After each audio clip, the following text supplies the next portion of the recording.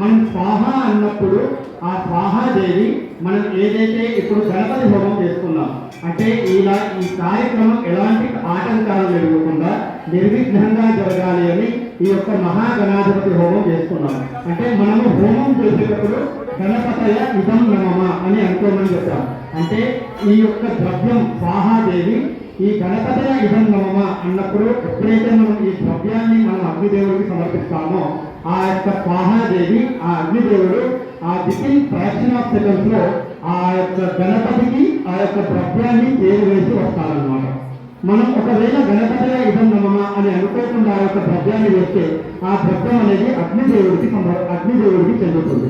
కాబట్టి మనం ఏ కార్యక్రమం చేసేటప్పుడైనా కూడా భక్తి శ్రద్ధలతో ఈ యొక్క కార్యక్రమాన్ని నిర్వహిస్తే తప్పకుండా ఆ భగవంతుడు మనకు తప్పకుండా మనం కోరుకున్న కోరికలు నెరవేరుస్తారని ఆ యొక్క భగవంతుడి యొక్క ఆదేశం. కాబట్టి ఇప్పటి వరకు గణపతి హోమం జరిగింది.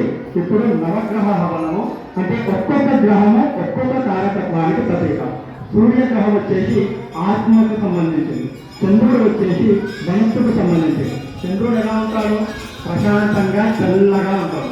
ఆ చంద్రుడిని వస్తే మనకు మనస్సు ప్రశాంతం అవుతుంది. కాబట్టి ఎవరికైనా మనశ్శాంతి లేని వారు చంద్రగ్రహ ఆరాధన చేసుకుంటే ఆ యొక్క చంద్రుని యొక్క శుభం కలుగుతుంది అని. కుజుడు వచ్చేసి రోగాలకి ప్రతీక.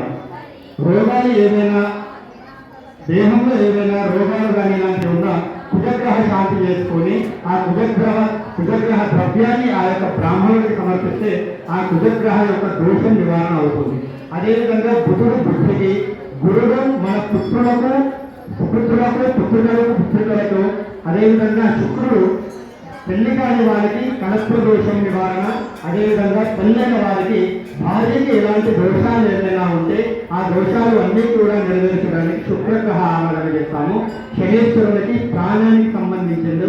అదేవిధంగా రాహు చక్షు అంటే నేత్రాలకి, అదేవిధంగా కేతుడు జ్ఞానానికి ప్రత్యేక.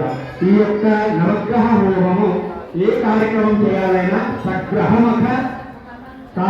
సగ్రహమకం ద్వారానే ఆ యొక్క కార్యక్రమాన్ని చేయడం జరుగుతుంది. కాబట్టి ఇప్పుడు నవగ్రహ హోమం తర్వాత ఏ విధంగా అంటే రీసెంట్ గా మనకు ఇప్పుడు భారత్ పాకిస్తాన్ యుద్ధం జరుగుతుందా లేదా? ఒక్కరు కూడా జరుగుతుందని చెప్పారు. అయితే S-400 అనే ఒక క్షిపణి ఉంది, మనకి ఐడియా ఉందా ఎవరికైనా? దానిని ఈ యుద్ధ సమయంలో నరేంద్ర మోదీ గారు ఏం చేశారు అంటే సుదర్శనం అని దానికి నామకరణం చేశారు. అంటే ఈ సుదర్శనం ఏ విధంగా పనిచేస్తుంది అంటే ఓం శ్రీ కృష్ణాయ గోవిందాయ గోపీజన వల్లభాయ పరాయ పరమ పురుషాయ పర మంత్ర యంత్ర తంత్ర ఔషధ అస్త్రశస్త్రాలు సంహార. అంటే మనకి ఇప్పుడు పాకిస్తాన్ వారి దగ్గర ఉన్న అస్త్రాలను మన దేశం పైన ప్రయోగం చేస్తున్నారు. సో ఆ యొక్క శస్త్రాలను సంహారం చేయడానికి మన దగ్గర శాటిలైట్ ఏదైతే ఉందో ఆ యొక్క S-400 దాన్ని మన నరేంద్ర మోదీ గారు సుదర్శనంగా నామకరణం చేశారు.